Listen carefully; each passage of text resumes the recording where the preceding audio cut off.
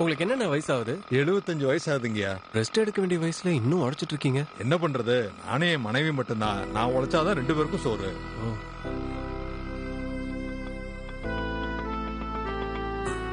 தம்பி ஒரு 2 நிமிஷத்துல வந்துடுறேன். ஓகேங்க.